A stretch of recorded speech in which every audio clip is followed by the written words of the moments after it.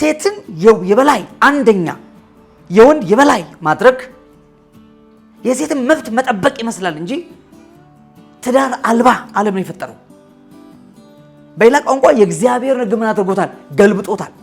ሰው እንጀራ ፍለጋ ሄዶ ልጆቹ ሌዝቢያንና ጌይ ሲሆኑበት የሚፈጠርበትን የሞራል ወቀሳ የህሊና ወቀሳ አብሶ መንፈሳዊ ሰው ከሆነ እንዴት ነው ሊቋቋመው የሚችለው?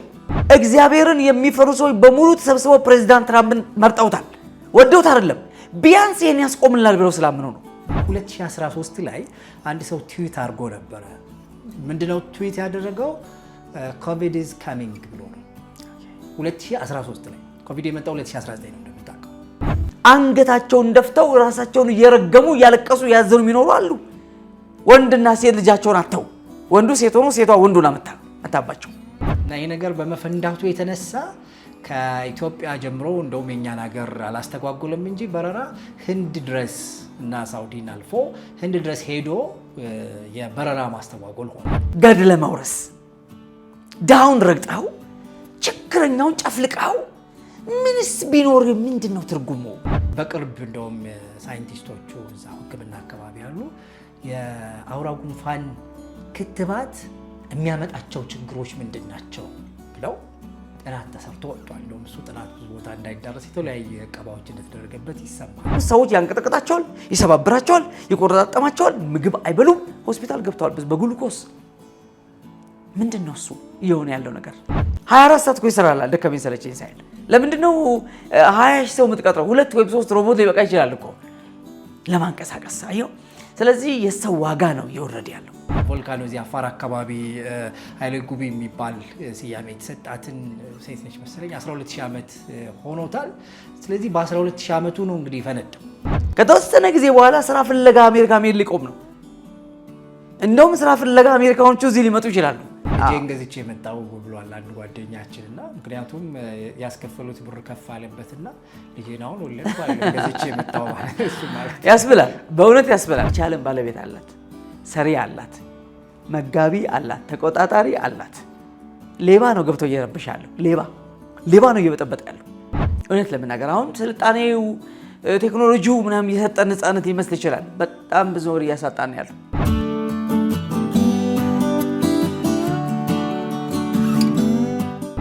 ሰላም እንዴት አላችሁ? የተወደዳችሁ የሌታ ቤተሰቦች ሳምንታችሁ እንዴት ነበረ? ከያሬዶ ጋር ዛሬም ተገናኝተናል። እንደምታውቁት የዓለም ትኩሳት እየጨመረ ከዕለት ዕለት ክፋትና የክፉ ወሬዎች የምንሰማበት ጆሮአችንን ጭው የሚያደርጉ ነገሮች የየዕለት ዜና የሆኑበት ጊዜ ላይ ነው ያለ ነው። ታዲያ ይህንን አስመልክቶ ቅዱሳት መጽሐፍትን መነጽር አድርገን ጊዜያችንን ብናይ የበለጠ ለመዘጋጀት ይረዳናል ብለን እናስባለን። በርካታ ከተሰጡት ምልክቶች መካከል የሚነሱ ነገሮች አሉ።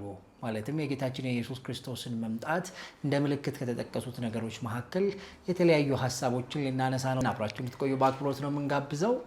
ያሬዶ እንዴት ይዘዋል? እግዚአብሔር ይመስገን ነው። እንዴት ነህ? እንግዲህ የሰሞኑን ተፈጥሯዊ ክስተትንም ጨምሮ እንዲሁ ደግሞ በተለያዩ ጊዜ የሚነሱትን ነገሮች ስናይ መቼስ ማስተዋል የሚባለው ኮንሰፕት የነበረውን ነገር ካለው ነገር ጋር አብሮ ማገናኘት ሊመጣ ካለው ነገር ጋር አብሮ መስፋት ይመስለኛል። እና ማለት እናስተውል ሲባል አንድ ነገር ምን ነበረ፣ ምን እየሆነ ነው፣ እነዚህ ምን ነበረና ምን እየሆነ ነው የምንላቸው ነገሮች ምን ሊሆን ነው የሚለውን ነገር እንዴት አድርገው ነው የሚያስረዱን የሚለውን ነገር ወደፊቱን በደንብ አድርገው ይነግሩናል። እና ከዚህ ጋር በተያያዘ እንግዲህ የመጨረሻ ዘመን ሊሆን ሲል ምን ይሆናል ብሎ ቅዱሳት መጽሐፍት የሚናገራቸው ነገር አለ። በተለይ ማቴዎስ 24 ላይ ጌታችን ኢየሱስ ክርስቶስ ለደቀ መዛሙርቱ ሲያስተምራቸው በመጨረሻው ጊዜ ምንድነው የሚሆነው የሚለውን ሐሳብ እና ምልክቶቹ ምንድናቸው ሲላቸው ያነሳላቸው ነገሮች አሉ። ጦርና የጦር ወሬ ትሰማላችሁ፣ ረሃብ፣ ቸነፈር፣ የተለያዩ ክስተቶችም እንደሚመጡና እነዚህ ሁሉ የምጣር መጀመሪያዎች ናቸው የሚል ሐሳብ ማቴዎስ 24 ቁጥር 4 ጀምሮ እስከ 8 አካባቢ ላይ ይሄንን ሐሳብ እናገኛለን። እና ይሄንን ሐሳብ ይዘን ጦርና የጦር ወሬ፣ ረሃብ፣ ቸነፈሩ፣ ከዛ የተለያዩ የተፈጥሮ አደጋዎችን ስንሰማ እነዚህ ሁሉ ዲስትራክሽንስ የምንላቸው ወይም ጥፋቶች የምንላቸው ነገሮች እንደው ለምን ይሆን የሚሆኑት የሚለው ጥያቄ ተዘውትሮ የሚነሳ ጥያቄ ነው። እና በተለይ ደግሞ ሰሞኑን እንደሚታወቀው የዚህ ቮልካኖ ወይም ደግሞ የእሳተ ገሞራ ጉዳይ ሲነሳ ነበርና እንደውም ከመግባታችን በፊት በዚህ ዓመት በጣም በርካታ እነዚህ አይነት ነገሮች ተከስተዋል እያልን እያነሳን ነበርና አሁን ያለውን በተለይ ከዚህ የተፈጥሮ አደጋዎች ብለን የምንላቸው የመሬት መንሸራተቱ ከዛ ጎርፍ የመሬት መንቀጥቀጥ ምናምን የምንላቸው ነገሮች በዓለም ላይ በጣም በበርካታ የሚቆጠር ሰው የሚሞትባቸው ጉዳዮችም እየሆኑ ነው።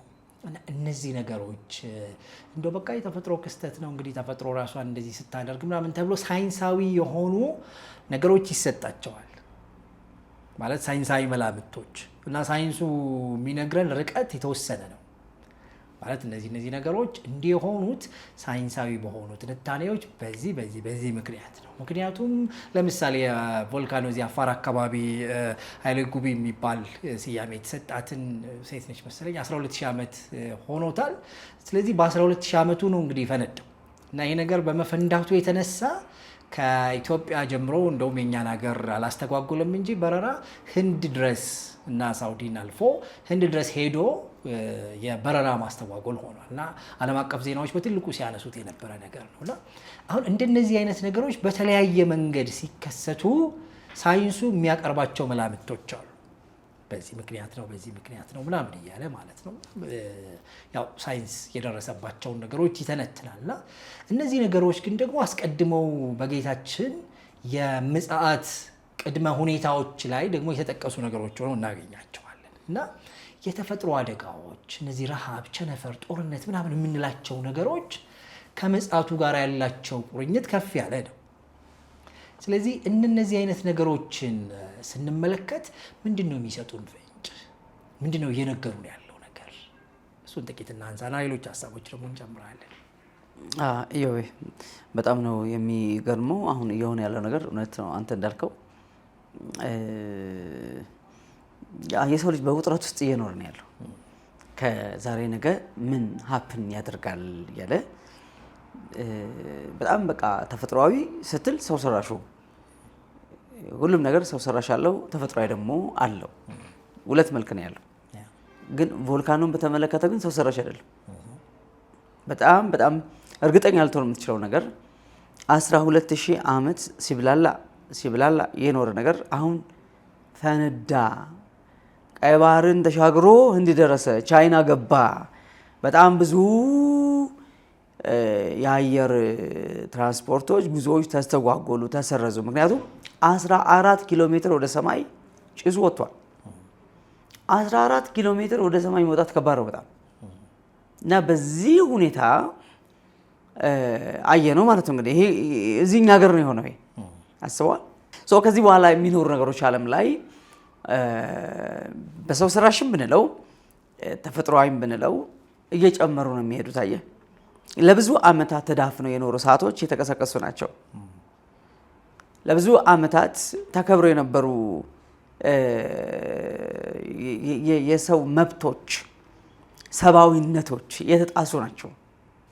በቃ ራይ ከሰው ሲጠፋ ትመለከታለህ። በጣም ዘግናኝ የሆነ ነገር ትመለከታለህ። ጦርነቶች ዓመታት ሲሻገሩ ታያለህ። አሁን ራሽያና ዩክሬን ማለት ያለውን ጦርነት እንግዲህ ከ2 ዓመት ዘለለ። አየው በእስራኤልና በጋዛ መካከል ያለው ጦርነት ኦልሞስት እንግዲህ 1 ዓመቱን አልፏል። ያም ራሱ የሰላም ድርድሩ በተወሰነ ደረጃ ለጊዜው ጋብ አድርጎታል እንጂ ነገሩ ሙሉ በሙሉ አልቆመም። እንደውም ወደ ሌላ ስጋት እያደገ ነው። ወደ ሌላ ስጋት ከፍ እያለ ነው ያለው። አማስ ብቻ ሳይሆን ሂዝቦላም በዛ በኩል እየተቀሰቀሰ ነው ያለው፣ እየተነሳ ነው ያለው። ኢራን በከፍተኛ ደረጃ በበቀል እንደገና እየተነሳች ነው ያለችው። ዘመን የሚያመጣውን ነገር ካልኩሌት ማድረግ አትችልም። ለምን ማለት አትችልም። በቃ ዘመን ነው ያመጣው። ማን ይመልሰዋል? ዘመን ይመልሰዋል። የዚህ ጊዜ ጠብቆ የሚመጣ ነገር ለምሳሌ 9 ወር ሆድ ውስጥ የቆየ ጽንስ መወለጃው ሲደርስ መራወጥ ይጀምራል፣ ማስጨነቅ ይጀምራል፣ ማንቆራጠጥ ይጀምራል። ጊዜው ደርሶ ነው የሚገላግለው። ምንድነው? መውለድ ብቻ ነው የሚገላግለው አይደል? እፍ መተለው ተገላገ ወልዳ ነው። ካልሆነ ግን ምጡ በረዘመ ቁጥር ኢቭን የሷም ህይወት የልጁም ህይወት አደጋ ላይ ይደርሳል፣ ይመጣል፣ ወደ ሞት ይሄዳል። እና በምጥ ያጣናቸው ብዙ ናቸው። ያው በዘመን እንኳን ያው ምጥ ብዙ እየቀረ ነው። አብዛኛው ነገር ተገዝቶ ነው ልጅ የሚመጣው አሁን በእንትን ስለሆነ ማለት ነው በኦፕራሲዮን ልጄን ገዝቼ የመጣው ብሏል አንድ ጓደኛችን። እና ምክንያቱም ያስከፈሉት ብር ከፍ አለበትና ልጄን አሁን ወለድኩ ገዝቼ የመጣው ማለት ያስብላል፣ በእውነት ያስብላል። ሆስፒታሎቹ በጣም የሚፈልጉት በሰርጀሪ እንድትወልድ ነው የሚፈልጉት። ለምንድን ነው? ክፍያቸውን ስለሚያውቁት ነው። የንግድ ተቋማት ናቸው። አገልግሎት ሰጭም ቢሆኑ የንግድ ተቋማት ናቸው። እዚህ የነሱ ገቢ ያለው በምጥ እናት ብትወልድ ሳይሆን በሰርጀሪ ብትወልድ ያበረታታሉ። እና ብዙ እንድታምጥም ኢንከሬጅ አያደርጉም አንዳንዶቹ ካሉ መስተቀር አልፎ አልፎ ካሉ መስተቀር እና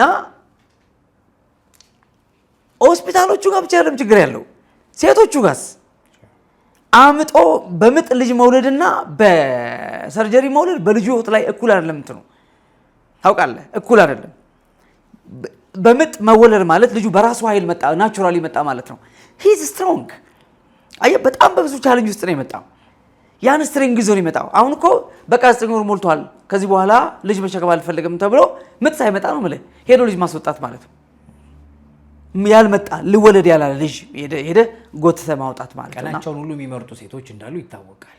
እንግዲህ በዚህ ቀን እመጣለሁ ዶክተር ወልዳለሁ ብለው ማለኮች ምን ሲያ በቃ ሞልቷል፣ ኢነፍ፣ ከዚህ በላይ ልጅ ይዤ አርግዤ ከዚህ በላይ እንደዚህ ሆኜ መቆየት አልፈልግም። ጌጥ ነው እኮ፣ ውበት ነው እኮ፣ ክብር ነው እኮ፣ ህይወት እኮ ነው የያዘችው። አየህ፣ ይሄ ጠፍቶናል። ይሄ ሶሻል ኬዎስ ነው። እውነት ለመናገር አሁን ስልጣኔው ቴክኖሎጂው ምናምን የሰጠን ነፃነት ይመስል ይችላል። በጣም ብዙ ወር እያሳጣን ያለው ተፈጥሯዊ መልካችንን እያጠፋው፣ ተፈጥሯዊ የሆነውን የሰው ለሰው ግንኙነት እያጠፋው፣ የህይወትን ክብር እያጠፋ ነገሮችን በሙሉ አርቲፊሻል እያደረጋቸው ነው ያለው ኢዮብ ስትመለከት። እና ላይፍ በጣም አደጋ ውስጥ ገብቷል። አርቲፊሻል ኢንተለጀንስ ስትመለከተው የሰው ልጆችን ከቢሮ ጥርግ አድርጎ ከፋብሪካ ጥርግ አድርጎ አውጥቶ ሁሉን ነገር ሊቆጣጠር መጣው ደረስኩ ያለን ያለው ከተወሰነ ጊዜ በኋላ ስራ ፍለጋ አሜሪካ መሄድ ሊቆም ነው። እንደውም ስራ ፍለጋ አሜሪካኖቹ እዚህ ሊመጡ ይችላሉ። አርቲፊሻል ኢንተለጀንስ ብዙ ላንጠቀም እንችላለን እኛ እንደነሱ። እዛ ግን ሆቴል በለው ፋብሪካ በለው ሾፕ በለው ሞል በለው wherever it is ምንም you don't need somebody እዛ ማስቀመጥ። ለብዙ ነገር ኮስት ዋይዝ ነው ንግዱ ዓለም የሚታየው። ኤቭሪቲንግ ኮስት ዋይዝ ነው የሚሰራው። ያተርፈኛል አያተርፈኝም ነው።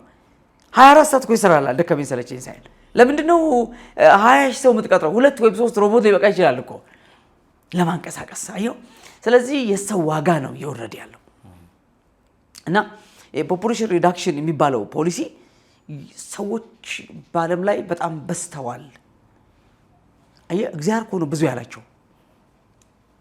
አየህ፣ የዓለም ሕግ ከእግዚአብሔር ሕግ ምንድን ነው? ተቃራኒ ነው። የአሜሪካ ፖሊሲ ትዳርን አላስቀጠልም።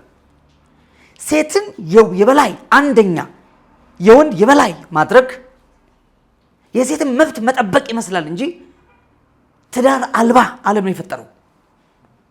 በሌላ ቋንቋ የእግዚአብሔር ሕግ ምን አድርጎታል? ገልብጦታል።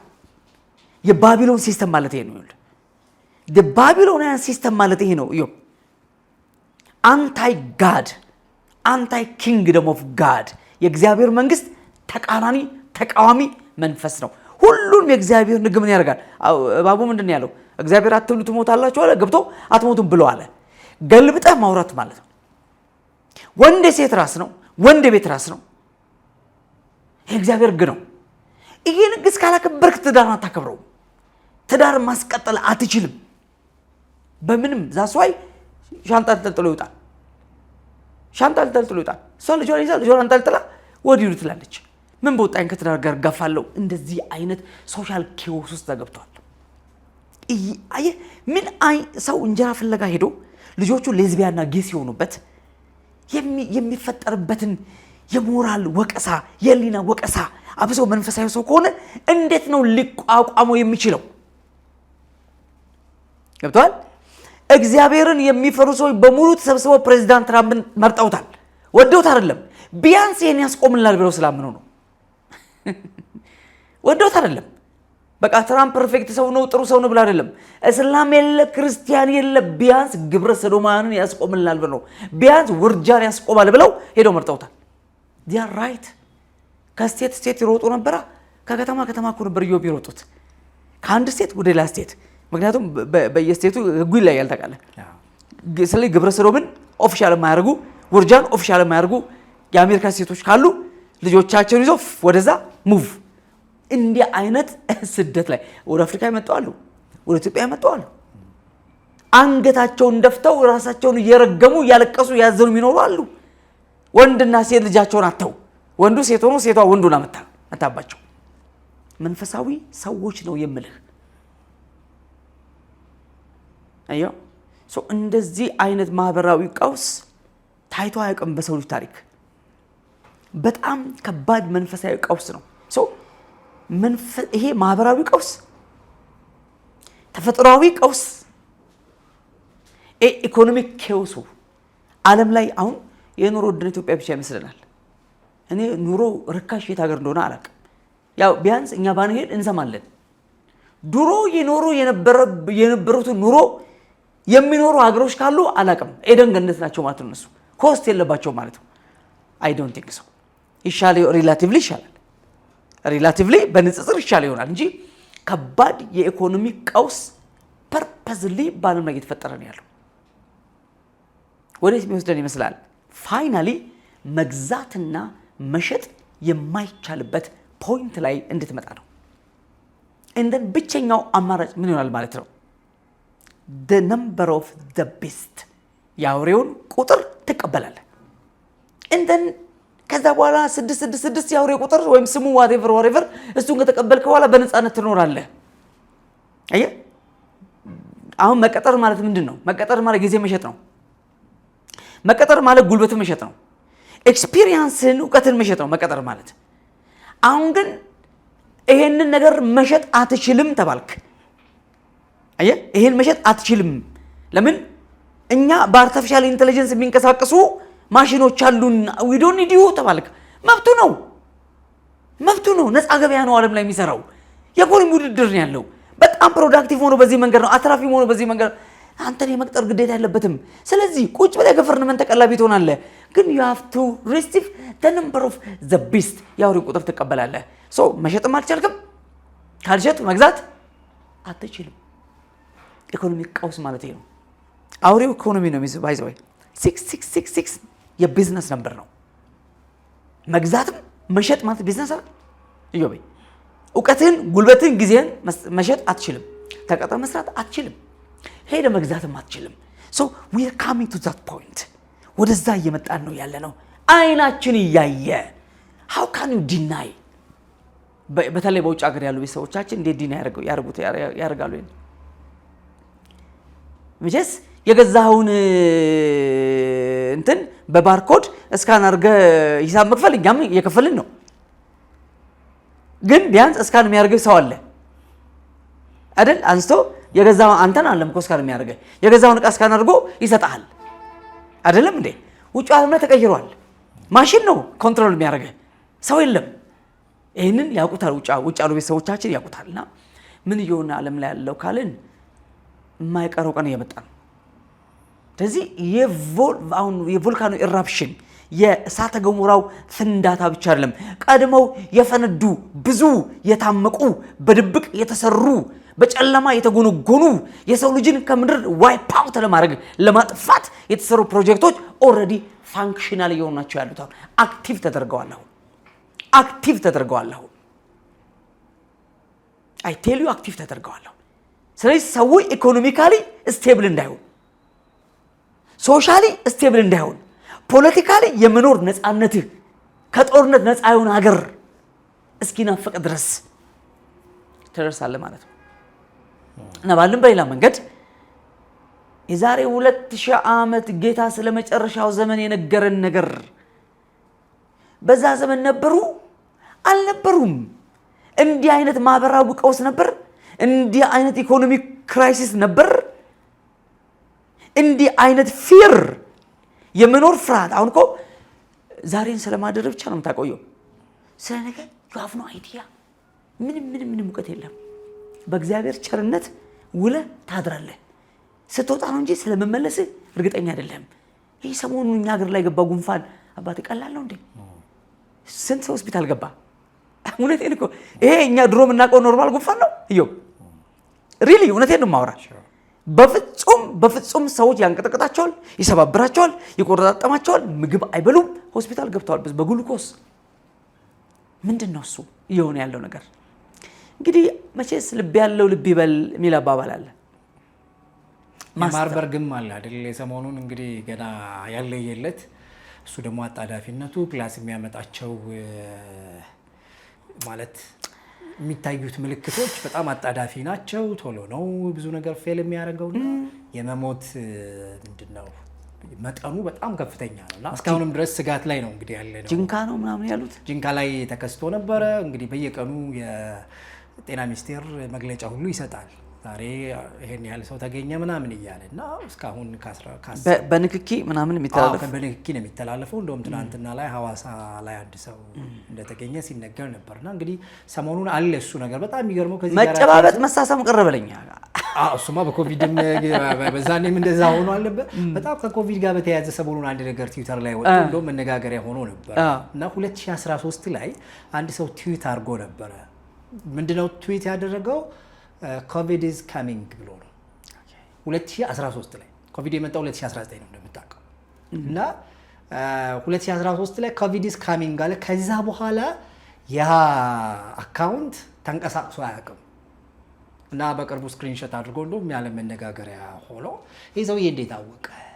2013 ላይ ነው እንደዚህ ያለው ማለት ነው። እና እንግዲህ ትንቢት ይሁን ምን እሱን እርግጠኛ አይደለንም። ለማንኛውም ግን አንድ ነገር እንድንረዳ ያደርገናል። ዘ ሲምፕሰንን ታውቀዋለህ እንግዲህ ፕሪዲክሽን ነው ካይንድ ኦፍ ፕሮፌሲ ነው ይላሉ። እና በተለያየ ጊዜ የተናገራቸው በፊልም ውስጥ የተነገሩት ነገሮች አሁን ባለንበት ዓለም ተፈጻሚነት እንዳገኙ ብዙዎቹ ነገሮች ከፊልሙን እና እንትኑን እያደረግን እኛውም እንደውም ከዚህ በፊትም ሰርተናል ትዝ ይለኛልና አሁን እነዚህ ነገሮች ስታይ ምን ትዝ ብሎኝ ነው የታሰበባቸውና ምንድነው ላቦራቶሪ ውስጥ የሚሰሩ በሽታዎች የሆነ ጊዜ ሊለቀቁ እንደሚችሉ። ምክንያቱም ይሄ ፖፑሌሽን ሪዳክሽን ያልከው ማለት የህዝብ ቁጥርን መቀነስ ጋር ተያይዞ እና ምን እንደሚሆን ትዝ ይልሃል አይደል? የጤና ሚኒስቴሩ የኛው ሰው ምንድን ነበር ያሉት? እንግዲህ ለሚቀጥለው ደግሞ ፓንደሚክ መዘጋጀት አለብን ብለው ነበር። ማለት ቴክኒካሊ ስታየው እውነት ነው። ፓንደሚክ በሆነ ጊዜ ምናምን ይመጣል የሚል ሊሆን ይችላል። ግን እሱ ብቻ ነው ወይንስ የታወቀ ፓንደሚክ አለ? ማለት ኤክስፔክት የሚደረግ ኦልሬዲ የተሰራ አለ ወይ? ማለት እነዚህ ነገሮች ፖለቲሳይዝድ የሚደረጉባቸው መንገዶች እንዳሉ ሆኖ ለምሳሌ አሁን የማርበርግ ምናምን ጉዳይ ከኮሌራ ጋር አብሮ የእሱ ታላቅ ወንድም ነው ይላሉ እዛ አካባቢ ያሉ ሰዎች። እና ቤዚካሊ መቼ ነበር የተደረገው ይሄ ነገር ምናምን ሲባል እንግዲህ የማዕድን ምርት ምናምን ያለባት አፍሪካዊት ሀገር ላይ ነበረ መነሻውንም ብዙ መድረሻውንም ያደረገው እዛ ነው። ብዙ ሰው እንትን ያለው እና ፖለቲሳይዝድ የሚደረግባቸው ፕላስ በላቦራቶሪ ዳብረው ወደ ህዝቡ የሚለቀቁ ጉዳዮች እንዳሉ ፋብሪኬትድ ናቸው ቫይረሶቹ። ስለዚህ ቴክኒካሊ አለ መድኃኒትም ይዘጋጅላቸዋል። የተወሰኑ ሰዎች ከተያዙ እንትን ይላሉ። ግን ደግሞ ክትባቶቹ ደግሞ የሚያመጧቸው ችግሮች ደግሞ አሉ። አሁን እንግዲህ አውራው ጉንፋን በሉ ተብሏል። ኮቪድ ከተባለ ሌላ ችግር አለው አሉ። ይሄ ይወጣልኝ። ለማንኛውም እንደነሱ አይነት ነገሮችን ስታይ በቅርብ እንደውም ሳይንቲስቶቹ እዛ ሕክምና አካባቢ ያሉ የአውራው ጉንፋን ክትባት የሚያመጣቸው ችግሮች ምንድን ናቸው ብለው ጥናት ተሰርቶ ወጥቷል። እንደውም እሱ ጥናት ብዙ ቦታ እንዳይዳረስ የተለያየ እቀባዎች እንደተደረገበት ይሰማል። እና ስለዚህ አሁን እነዚህ አይነት ነገሮች ስታይ ሆነ ብለው የሚሰሩ ጉዳዮች እንዳሉ ማለት እንደው ተፈጥሮ ብቻ ያመጣብን ምናምን ብቻ ሳይሆን ይሄ የክፋት መጨመሩን ስታይ ሰው በሰው ላይ ያለውና የፍቅር መቀዝቀዙ ይሄ ራስ ተኮርነቱ ምናምን መበራከቱን ስታይ በደንብ ትልልቅ ምልክቶች እንደሆኑ እንድናስተውል ያደርገናል። ማለት በቃ ሰዎች በቃ ራሳቸውን የሚወዱ በደንብ ምቾታቸው እንዲጠበቅ ብቻ የሚፈልጉ እና ይሄን ደግሞ ከባልንጀራቸውን ከመውደድም እግዚአብሔርንም ከመውደድ በመለስ በቃ ራሳቸውን ሴንተር ያደረገ አኗኗር መኖር የሚባለውን ስታይ ይሄ ነገርስ ወዴት ይሆን የሚያመራው የሚለው እንድታነሳ ያደርጋል። ያስ ፕሮግራም እኮ አሁን ፕሮግራም ነው፣ አጀንዳ ነው። ሰይጣን ሁሉ ጊዜ ለሰዎች አጀንዳ ነው የሚሰጠው፣ ቀርጾ በደንብ አሪፍ የዳበረ ፕሮፖዛል ነው የሚሰጠው፣ አፕላይ የሚደረግ ማለት ነው። እና ኦልዌይስ ያዝ ኤጀንትስ በየዓለማቱ ላይ በየፖዚሽኑ ላይ በገንዘብ ተቋማት ላይ በምርምር ተቋማት ላይ በጣም ቶፕ የሆኑ ኤጀንቶች አሉ። ኦልሬዲ ከሱ ጋራ አዳፕት ያደረጉ በልጅነት የተቀበላቸው እና የሰይጣንን ሀሳብ ለማገልገል ፖዚሽንድ ሆነው የተቀመጡ ሰዎች አሉት። ገንዘብ ይዘው የተቀመጡ ሰዎች አሉት። አውቶሪቲ ላይ የተቀመጡ ሰዎች አሉት። ስለዚህ እነዚህ ሁሉ ተዳምረው ተናበው ያን አጀንዳ ማስፈጸም ነው ስራቸው። አጀንዳው ኬት የሚምጣ ኬት የማስፈጸምና የማስፈጸም ግዴታ ነው ያለባቸው እነሱ። ዋይ የሚል ኩዌስችን ዋት ኢዝ ኮንሲኩዌንስ የሚል ጥያቄ አይነሳም። ዓለምን ይጨርስ አንድም ሰው ይቀር ምንም ማይቀር ይለቅ ኦልሬዲ ዚያር ኮሚትድ ለዚህ ነገር ምንም ሊያደርጉ የሚችሉት ነገር የለምና የዛን አጀንዳ የጥልቅ አጀንዳ ነው። ጨለማው ዓለም አጀንዳ ነው። በቃ ሰው ልጅን ከምድር ላይ ማጥፋት፣ በጣም ብዙዎች ጌታን ሳያውቁ ንስሐ ሳይገቡ እንዲጠፉ ማድረግ እና አልቲሜትሊ አሁን እስራኤል ላይ የሚሆነው ነገር እኔ የማየው the coming kingdom ፕሮግራም ቀጣዩ የእግዚአብሔር መንግስት ስራ የሚቀጥለው በእስራኤል በኩል ነው። አሁን በቸርች በኩል እንደሚሰራው በቤተክርስቲያን በኩል እንደሚሰራው እና ያንን አጀንዳ ለማስቀልበስ ማለት እግዚአብሔር ከእስራኤል ጋር የሚሰራበትን አጀንዳ ለማቋረጥ ኮኔክሽኑን ማቋረጥ ወይም ደግሞ አንዱን ባዲ አንዱን አካል ማጥፋት ነው። ስለዚህ እስራኤል የምትባል ሀገርን ቶታሊ ማጥፋት፣ በአንድም በሌላ መንገድ ተረባርቦ ማጥፋት ከተቻለ በቃ እንዳትልሉናል ማለት ይሄ እግዚአብሔር ቀጥሎ እሰራለሁ ብሎ በኪዳን ለሺህ ዘመን የተጠበቀውን ኪዳን እንዳይፈጸም ማድረግ የሚል ይቻላል የሚል የጨለማው አሰምሽን ነው። ያው ሰይጣን ያው ብዙ ጊዜ ፌል ያደርጋል፣ ይሸወዳል፣ ትራይስ ይሞክራል፣ ያጠፋል፣ የሚችለውን ያለ ያጠፋል። ጋድ ኢንተርፊር ያደርጋል፣ በእግዚአብሔር ጣልቃ ገበን ሰው ሰርቫይቭ ያደርጋል። እንደዚህ ነው የሚሆነው እና ማቴዎስ 24:21 ላይ ዓለም ከተፈጠረ ጀምሮ ሆኖ የማያውቅ ከዚያም በኋላ የማይሆን ታላቅ መከራ ይሆናል አለ። that is the great tribulation ታላቅ መከራ። እነዚያ ቀኖች ባያጥሩ ኖሮ አለ ጌታችን ስጋ የለበሰ ሁሉ ባልዳነ ነበር አለ። ይሄ ማለት የሰው ዘርን ከምድር ላይ ምን ሊያደርግ ይችል ነበር? ኮምፕሊትሊ ዲቫስቴት ማድረግ ይችላል። ይሄ ነው የሰይጣን ሐሳብ። በሌላ ቋንቋ ሰይጣን በዚህ ምድር ላይ ወይም በሰው ልጆች ዓለም ላይ ያለውን ገዥነት አሁን በአሕዛብ የመንግስት ስርዓት ውስጥ ያለውን ገዥነት የበላይነት ማጣት አይፈልግም።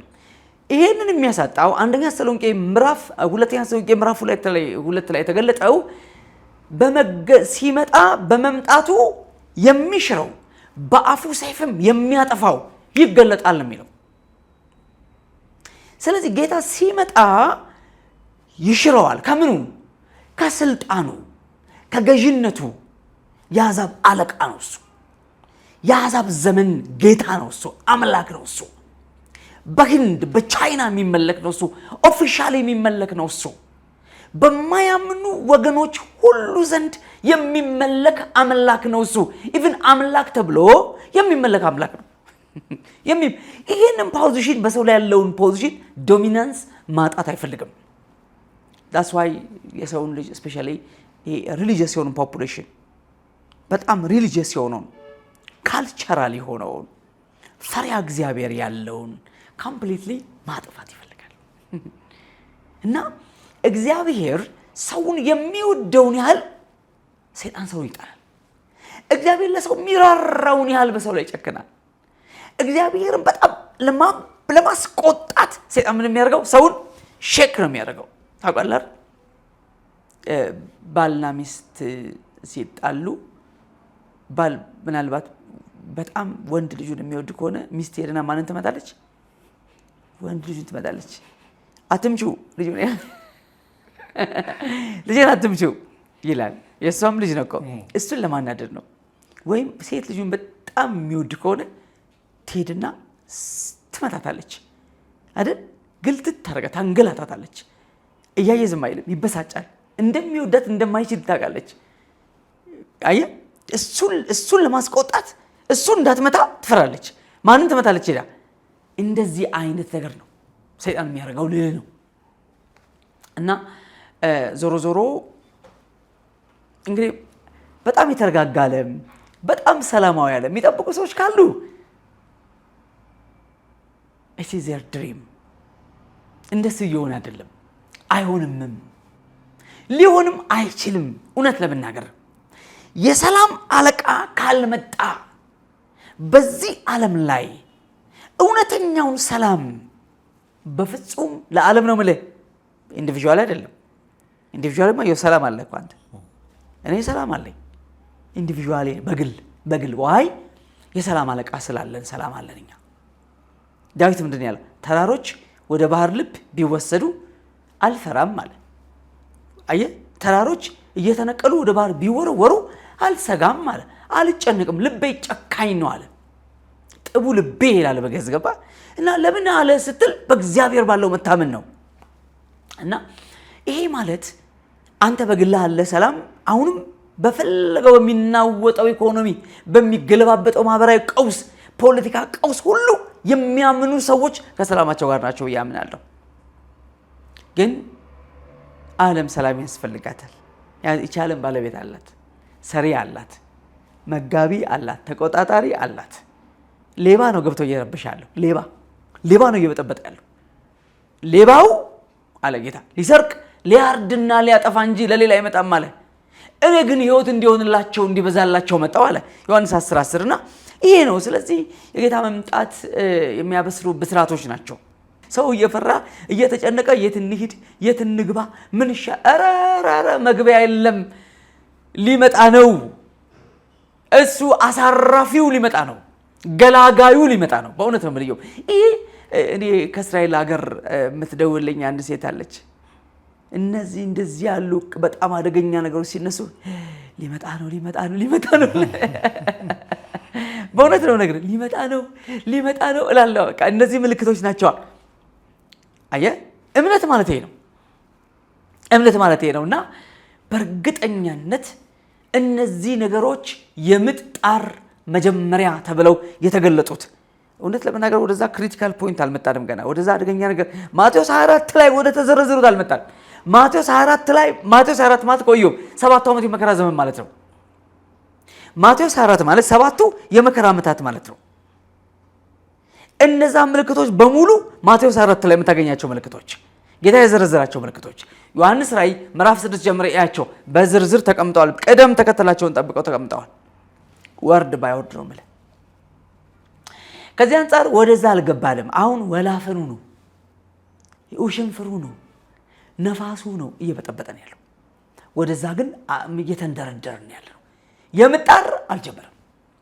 የምጣር ማቴዎስ 24 ከሆነ አልገባም። እሱማ የመከራ ዘመን ነው። 7 ቤተክርስቲያን እኮ ትሄዳለች፣ ወደ ሀገሯ ትገባለች፣ ትነጠቃለች፣ ትወሰዳለች ቤተክርስቲያን። ያንን ከባድ የሞት ድግስ፣ ያን ድቅድቅ ጨለማ አታይም። ዋይ ሙሽራ ናት፣ በደም የተገዛች ናት፣ ትሄዳለች። እና እሷ እያለች አይሆንም። ግን እሷ እያለች ራሱ ነውጡ ልክ ጌታችን በመርከብ ላይ ሳለ ማዕበል ያናውጣት ነበር። መርከቧ ተኝቶ ነበር እንደውም ይላል እኮ ጌታዊ ጠፋን አድነን ብለው ሐዋርያት ሲጮሁ ነበር። ጠፋን አድነን እያሉ ሲጮሁ እናንተ እምነት የሌላችሁ ብለው ገጻቸው።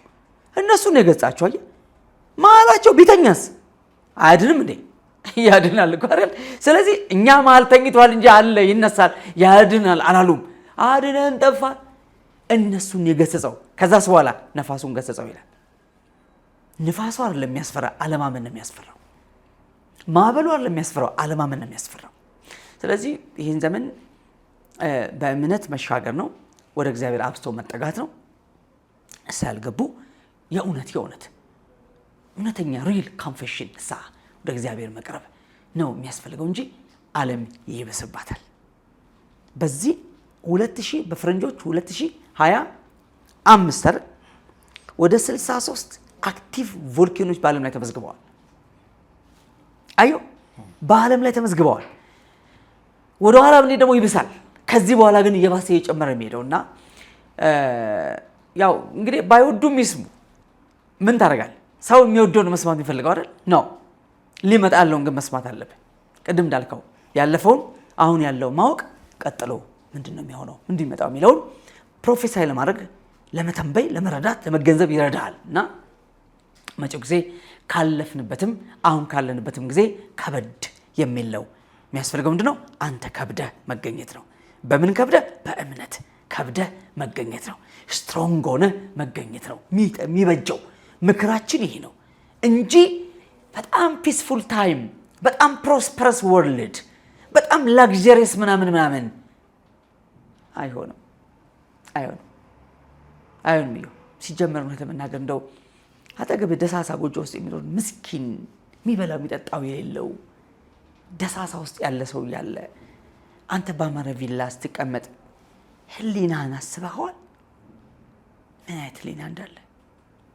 ይሄ እኮ ሂውማኒቲ እኮ አይደለም። ምን አለ ትንሽ ጭቃ ቤት ሰርተው ጥሩ ቤት እንዲሆን ብታደርገው፣ ለአንተም ቤት ጌጥ እኮ ነው። አጠገብ እኮ ነው ያለው። የማን መንፈስ ነው ታውቃለህ? የኤልዛቤል መንፈስ ነው። ናቡቴን አካብ ምን አለው? እርሻ ያጠገብ ቤተ መንግስት ያጠገብ ያለው እርሻን ስጠኝ አለው። ናቡቴ ምን አለ? የአባቶቼን ርስት አሳልፌ ሰጥ ዘንድ ከኔ አላደርገውም አለ። አካብ አዝኖ ተቆጥቶ ጠቅልል ብሎ ሄዶተኛ ንጉሱ። ያቺ አረመኔ ሴት ስትመጣ ተኝቷል። ምን ሆናል አለችው። ናቡቴን እርሻን ስጠኝ ብዬው እምቢ አለኝ አላት። አሁን አንተ የእስራኤል ንጉስ ነህ። አንተም ብሎ ንጉስ፣ አንተ አሁን ንጉስ ነህ። አንድ ተራ ምስኪን ሰው አልሰጥም አለኝ ብላ አኩርፈስተኛ አንተ አሁን ብላ አመነጫጭቃው አምጣ ቀለበትን ብላ በቀለበቷ አትማ ደብዳቤ ጽፋ ናቡቴ እግዚአብሔርን ሰደበ፣ ንጉስን ሰደበ ብላ ምናምን ጤሶቹን ቀጥራ በአደባባይ አስፈርዳ ብሪንጋሱ ግራ ገደለችው። ያው እርሻውን ሄዳ ውሰድ አለችው። አካብ ገብቶ ናቡቴ እርሻ ላይ ሲንጎማለል ማን መጣ? ኤልያስ መጣ። መብረቅ መጣ። እሳት መጣ። በእውነት ኤልያስ እኮ እሳት ነው። ኤልያስ ምን አለው? በእውኑ ገለህ ወረስከውን? ይህን ህሊና ይቀበላል? ገድለ መውረስ፣ ዳውን ረግጠው፣ ችግረኛውን ጨፍልቀው፣ ምንስ ቢኖር ምንድን ነው ትርጉሙ? እና ሰውነት ነው ቫልዩ ያጣ ያለው። ሰይጣን በዓላማ ሰው የሚባለውን ትልቅ የእግዚአብሔር መልክ ያለውን ፍጥረት ዋጋ ቢስ እያደረገ ከንቱ እያደረገ ነው ያለው። ዳስ በበሽታ ይጠርገዋል፣ በራብ ይጠርገዋል፣ በጦርነት ይጠርገዋል፣ በሚጠርገዋል ኤጀንቶቹን ተጠቅመው እንዳልነበረ ሰውን እያደረገው ነው ያለውና እዚህ ዘመን ላይ ነው ያለነው። ምንም እንዳልኩ ለእግዚአብሔር ራስን ሰተህ በእምነት እያንዳንዳውን ቀን በምስጋና ሆነ ከአምላክ ጋር መንገድን አቀንተህ ከመኖር ውጭ ይሆቤ ዘርዝ ነው ጋራንቲ። ከዚህ በኋላ የትም አሜሪካም ኢትዮጵያም እኩል ነው። wherever you are no zero ጋራንቲ ነው ያለው። እንግዲህ የመጨረሻው ዘመን ስንል ስለ ብዙ ሰላም፣ ስለ ብዙ ረፍት እና ስለ ብዙ መረጋጋት ልናስብ የምንችልበት አይደለም። ማለት ብዙ ነገሮች እየጨመሩ የሚመጡበት ቅድም እንዳልነው እንግዲህ የዓለም ውጥረት ከአካባቢያችን ጀምሮ በቅርብ ከምናያቸው ጀምሮ ሩቅ እስከምናያቸው ነገሮች በጣም አጋጣሚዎች እየጠበቡ ብዙ ነገሮች እየጠበቡ ምናምን እና እንደውም አንድ ፕሬዲክሽን እያየው ነበርና ከ2030 በኋላ አውሮፓና አሜሪካ ላይ የማይኖሩ ስራዎች ተብሎ በዚህ በኤአይ ምክንያት አንድ ሪሰርች ተሰርቶ እሱን እያየው ነበርና አንድ ዛው ኤአይ ውስጥ ይሰራ የነበረ ሰው the dark side of AI ብሎ የተሰራ ዶክመንተሪ እያየው ነበርና በጣም አስደንጋጭ ነው እውነት ለመናገር የሚሄዱበት ርቀት። አሁን ድረስ እንደምታውቀው ቻይናና በተለይ ጃፓን አካባቢ ጃፓን በቴክኖሎጂ በጣም እየሄደች እንደሆነ ይታወቃል። ጃፓን በጣም ብዙ ካፌዎች አሉ። ገብተህ ራስህ ኦርደር ታደርጋለህ፣ ከዛ የሚያስተናግደው ሮቦት ነው እና በእንደሱ አይነት መንገዶች እየተተኩ የመጡ ሱፐርማርኬቶች ውስጥ ለምሳሌ ትልልቆቹ እና አማዞን እና ፌስቡክ ምናምን ውስጥ ሁሉ ትልልቅ ሂውማኖይድ የሚባሉት ወይም ደግሞ ለሰውነት በጣም ይቀርባሉ የሚባሉ ሮቦቶች ተሰርተው ስራ ላይ ውለዋል። ዜና አቅራቢዎችም ጭምር እንዳሉ ይታወቃል በውጭው ዓለም። ስለዚህ እንግዲህ የእኛንም ስራ ላይ ሳይወስዱት አይቀርም፣ ወደፊት ቃለመጠይቅም ሳያደርጉ አይቀሩ። ለማንኛውም እንግዲህ እንትን የሚሉ የሚተርፉ ስራዎች ትንሽ ናቸው ሁሉ እየተባለ እና ከ2030 በኋላ የማይኖሩ ስራዎች ብለው በጣም አሁን የምናውቃቸው ትልልቅ የሚባሉ ስራዎች በእነሱ ኦኩፓይድ ይሆናሉ የሚል ወደ ስብከት ሳይመጡም አለ። በነገራችን ላይ በውጭው ዓለም እንደዛ አይነት ሶኮልድ አንድ መጋቢም ጭምር አለ ተብሏል። ማለት የቤተ ክርስቲያን ቄስ ሆኖ ከዛ ውጭ ሲመጣ እንግዲህ ዛሬ የማካፍላችሁ ቃለ እግዚአብሔር ምናምን ብሎ የሚል ማለት ነው። ኤአይ ጂሰስ እንግዲህ እንደዛ ሆነዋል። እና እንግዲህ እነዚህ ነገሮች ሁሉ የሚነግሩን ነገር ብዙ ነው ያለው እና እንደው ዝም ብለን ነገሮቹን ብቻ አይቶ ማለፍ አለማስተዋል ይሆናል። ከዛ ይልቅ ግን ከሱ በኋላስ ምን ይሆናል? ልጆች እንደሚጠይቁት ተረትንም ጨርሰንላቸው ከዛስ ብለው ይጠይቃሉ። አልቆም ተረቱና ታሪኩን ሰምተን ከዛስ ምንድነው የሚሆነው? ወዴት ነው እነዚህ ነገሮች የሚያመሩት? እና ሮም ታላቅ በነበረችበት ጊዜ መንገዶች ሁሉ ወደ ሮም ያመራሉ ይባል ነበር እና ነገሮች ሁሉ ወደ ፍጻሜው ይቸኩላሉ ልንል እንችላለን። እና ስለነበረን ቆይታ ከልብ እናመሰግናለን። ያሬዶ ክቡራን ተመልካቾቻችን እንግዲህ ዘመኑን ማወቅ ዘመኑን መመርመር ከዛ ከዘመኑ ጋር በሚሆን መንገድ ራስን ማስተካከል ቅዱሳት መጽሐፍትን መመርመር ምክንያቱም ምን ይላሉ ብሎ ማሰብ በኋላ የት ነው የምንሄደው የሚለውን እንድንወስን ስለሚረዱን ማለት ነው። ዝም ብለን ሸልፋችን ላይ የምናስቀምጣቸው ቅዱሳት መጽሐፍት ሳይሆን የምናነባቸው የምንመረምራቸው ምን ለማለት ነው የፈለገው ከዛስ ምን እንዳድርግ ራሴን እንዴት ላዘጋጅ ብለን የምንጠይቅባቸው እንዲሆኑ ይፈልጋሉ። ሳምንታችሁ እሱን ለማድረግ የሚረዳ ይሆንላችሁ። ሀሳቦቻችሁን አካፍሉን። አብራችሁን ስለነበራችሁ ከልብ እናመሰግናለን። ሰላም